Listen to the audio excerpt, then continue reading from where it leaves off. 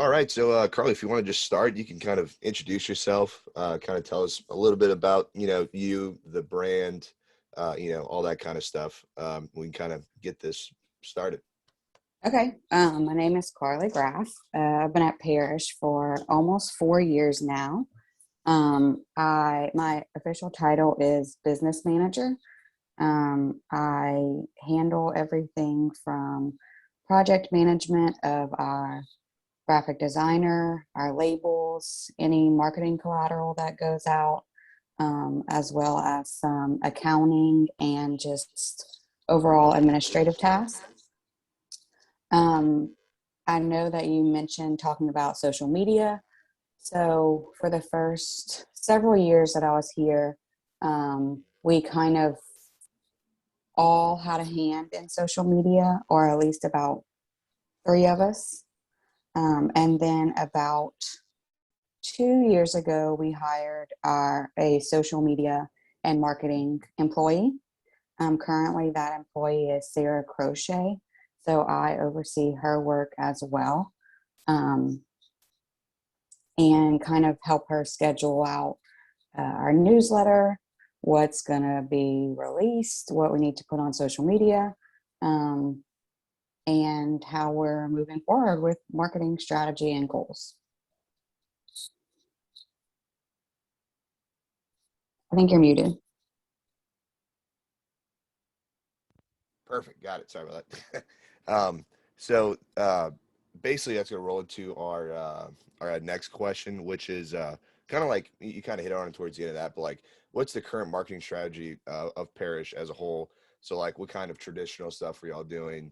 And then you kind of hit already a little bit on the social media, but like, do y'all do any billboards, any print marketing? All the polos and koozies and all that kind of stuff. So we sell 100% of the beer that we make currently, whether that be through wholesalers or through our tap room. So we don't have a large marketing budget. As Andrew, our owner, likes to say, he likes to invest in marketing strategies that are actually going to, where he knows he will have a return on investment. Otherwise, he feels like it's burning cash in the parking lot, especially because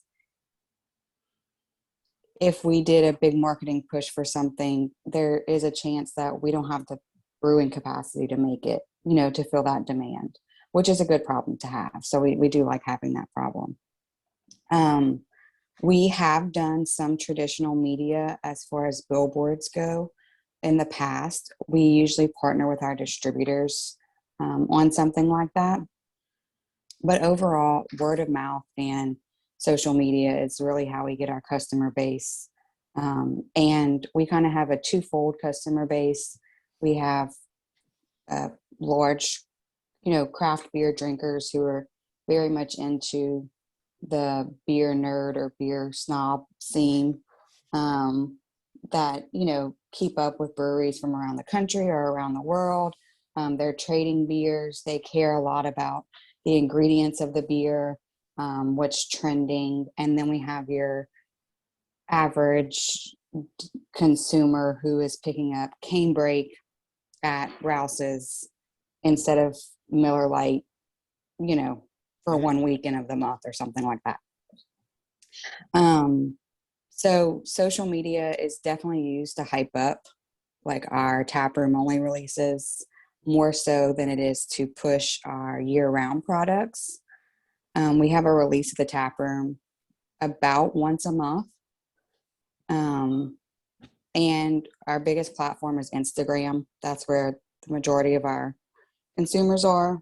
We also have a newsletter that goes out about those releases or about something that's hitting the market. Um, for example, we just started distributing Greetings from Holly Beach this week, and that'll be out for a couple months. So once it's in all of our markets, our consumers will get an email that, they can find it near them. We have a beer finder on our website of where actually the beer is, and it'll give them some information about the beer. Perfect. No, that's As awesome. far as Yeah, like merchandise goes, like we try to have something for every beer that's going to stick around for a while. We're really proud of our branding and our labels, especially some that have become recognizable, like Ghost in the Machine.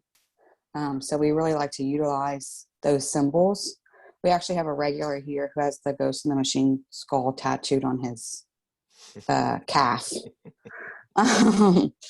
But so we're really proud of that, and we utilize that as much as possible as far as merch goes. We don't. It is a marketing spend, but the we just want to have things that our consumers will want to buy and be excited about. There's not as much strategy behind the merchandise as, say, the social media or going in on a billboard or something. Gotcha, gotcha. That's cool. I'm looking forward to the Holly Beach beer. I know the Greetings from Grand Isle was pretty awesome, so that's gonna be cool. Um, I was wondering too, do y'all spend any money on like social media ads, like like any paid Instagram ads or anything like that? We don't. We actually have a promotion coming up this week with Hop Culture. It used to be Hop Culture magazine, but that's a paid post on their site. And then we actually have a promotion coming up with Untapped, the app, Hmm. next month.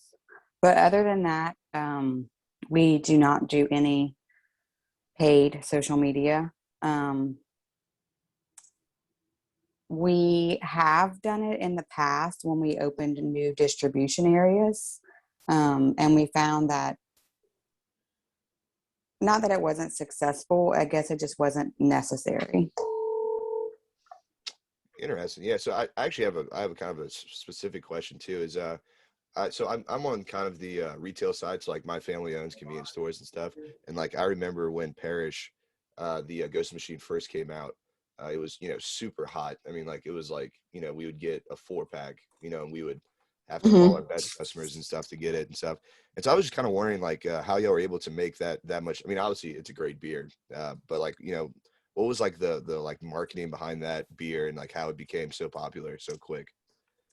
Actually wasn't here at the time, but Okay. I will say that I think a lot of it has to do with the quality of the beer. Our beers are super high quality and remain consistent and have remained consistent through the years. And then part of it was that we were first in the hazy IPA category with Ghost, especially in the South or in Louisiana for sure.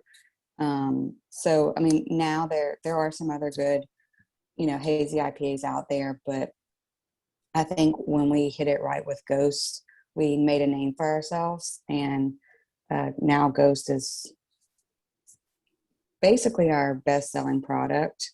Hmm. And then our consumers learn to trust us for any other IPA in that category because of the success of Ghost.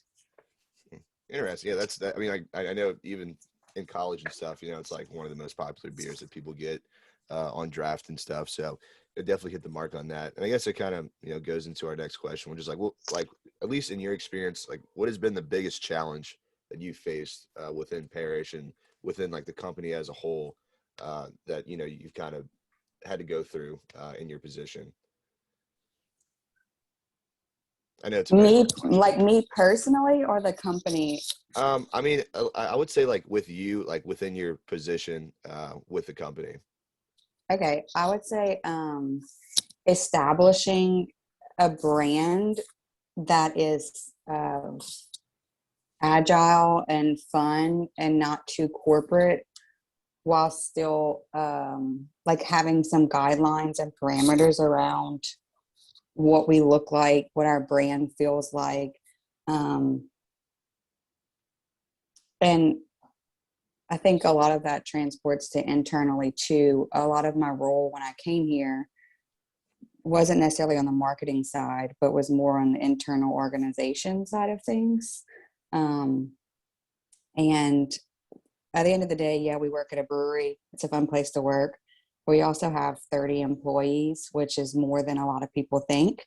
So there still needs to be parameters around what we're doing internally and also what we're putting out there, and how our brand is used in the market, because that's something that we're recognized for. So I think really defining who Parish is and where we've come from and where we're moving. If you look at even some of our labels, they've evolved from a kind of more homey, folky look to a little more futuristic, a little more fun, a little more not as rigid. And we want to continue to make labels or brands that are sought after because of our art. Interesting. That's a really good answer. Thank you for that. And then I guess this is like the final answer, the final question here. It's kind of a big one, so you can take your time on it. But it's kind of like the overarching theme of this is like, is there any questions that you have within your fields or within your history that you just couldn't find or you had trouble with regards to marketing? And kind of like the reason why they want us to ask this is to kind of see if there's any research that could be done within your field, within the brewing, the whole beer industry. Like, is there any questions that you've encountered that you've been like, wow, like I really wish, they would have an answer for this, or I wish more people would be looking into this? I know it's kind of a hard question, so you can take your time on it. Okay, I'm going to answer one thing, but I'm also going to think while I answer. We actually were just talking about this morning.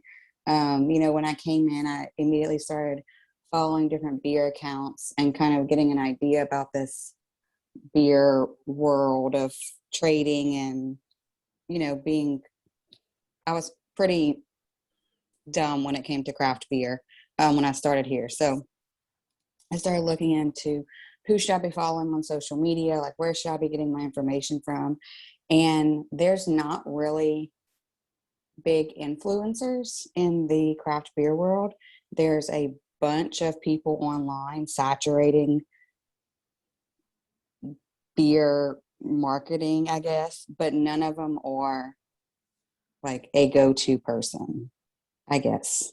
Um, they all have small amounts of followers, and there's not someone who, oh, if they post our beer, like we've made it. That's the end all be all.